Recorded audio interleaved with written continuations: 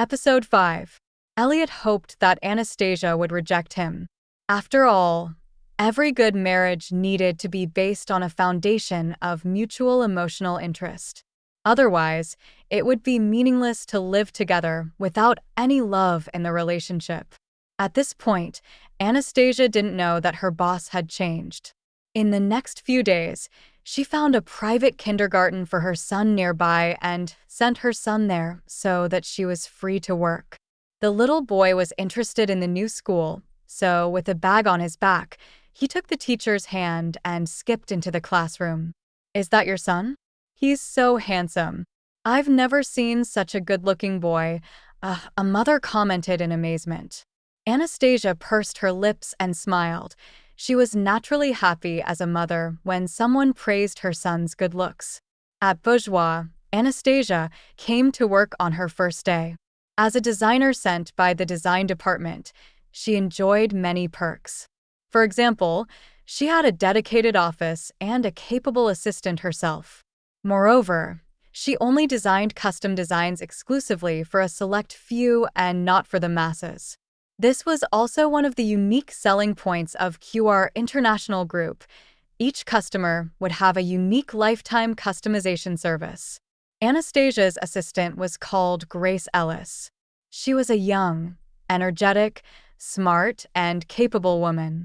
"Anastasia, your coffee." Grace brought in the coffee. "Thank you." Anastasia nodded.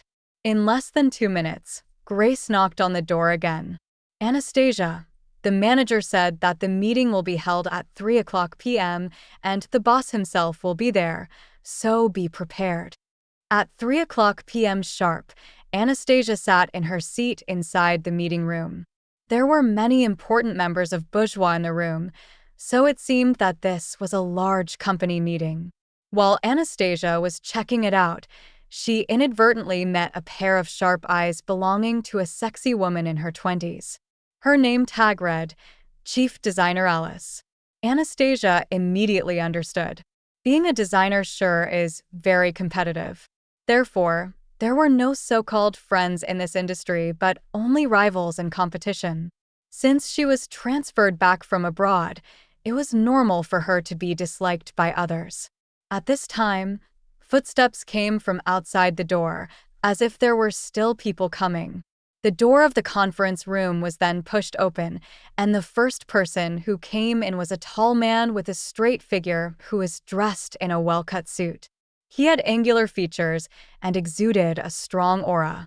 After he came in, he walked over to the main chair and sat down. Without needing to say a word, his majestic aura made his powerful identity known to everyone. When everyone saw him, there was an instant silence below the stage. Why is the big boss different today?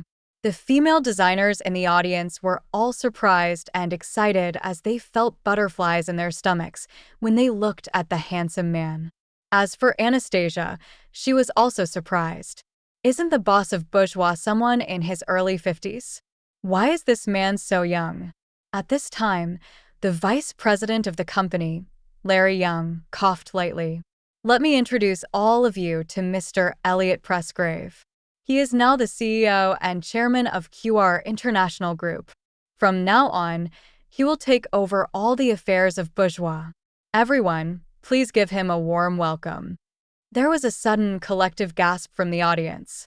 Elliot Pressgrave? He bought QR Jewelry Group? While others were gasping in shock and confusion, Anastasia instantly raised her head and stared at the man in question, who happened to be looking at her too. Elliot had a pair of extremely deep eyes that were as sharp as an eagle's, so others did not even have the courage to look at him. However, Anastasia had the guts, and she had probably guessed why this man appeared here. Could it be that as long as I don't accept the Pressgrave family's repayment, they will continue to appear around me? Did I not make myself clear enough? Let's start the meeting. You will preside over the meeting. Elliot retracted his gaze and said to Larry beside him. The women present were so excited that their gazes shone. The content of the meeting was not important at all, as they just stared at Elliot in fascination. This man truly exuded an unparalleled superiority from head to toe, and he was also extremely wealthy. Thus, he was the man that every woman in the country dreamed of marrying. Anastasia also didn't listen to the content of the meeting because she was absent-minded. When she looked up from time to time, she found that the man was looking at her, which made her uncomfortable. Soon, all the people in the meeting discovered this. Why did Elliot only stare at Anastasia alone? Was it because she was young and beautiful? Instantly, all the women stared jealously at her. It seemed that Elliot's special treatment of her made them angry. Anastasia really wanted to shout and stop Elliot from looking at her. Nevertheless, she still endured it. She just wanted to finish the meeting and leave, and she didn't want to stay in this company anymore. But when she remembered she had just signed a 5-year contract, she was lost for words. After some time, the meeting was finally over. Anastasia was the first to rush out of the conference room. She returned to the office feeling agitated. At this moment, there was a knock on her office door.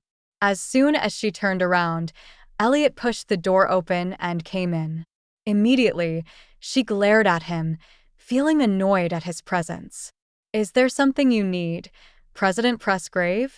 Anastasia sat down in her chair, seeming a little impatient, and did not give him the respect one should give their boss at all. Hearing that, Elliot pulled the chair across from her desk and sat down gracefully with an air of arrogance and superiority. Then, he said coldly in a magnetic voice, "Miss Tillman, let's talk." "Are we talking about work?" Anastasia asked with raised eyebrows. "You should know that I was kidnapped when I was 5 years old. It was your mother who gave her life to save me, and I survived. For this, the Pressgrave family is forever grateful and wants to repay you. Just say the word, and I will try to satisfy your requests." Elliot looked at her calmly while expressing his thoughts. "Sure enough, he is doing this just to repay my late mother. No need.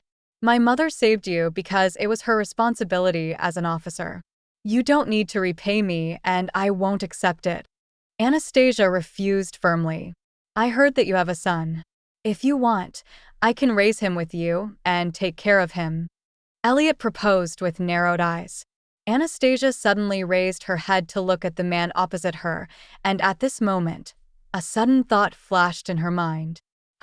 She actually thought for a moment that her son looked like this man. Their facial features, eyes, temperament, and even their hair were similar. How weird. "I don't need someone else to raise my son for me." Anastasia refused again.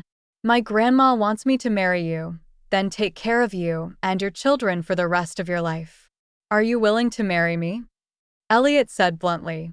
Although he was talking about marriage, his gaze was indifferent. It was like he was simply shouldering a responsibility. Feeling suddenly amused, Anastasia fluffed her long hair and looked at the man opposite. "Take a good look at me. Do I look like the type who can never get married?" She was very beautiful. In fact, it was not an overstatement to say that she was absolutely stunning. "Miss Tillman, do you not want to marry me?" Elliot twitched the corner of his mouth and silently breathed a sigh of relief. "Although you are powerful and handsome, I don't care for you," Anastasia replied very confidently. Full story is available at novelpalace.com. Click the link in the comment section to get it free.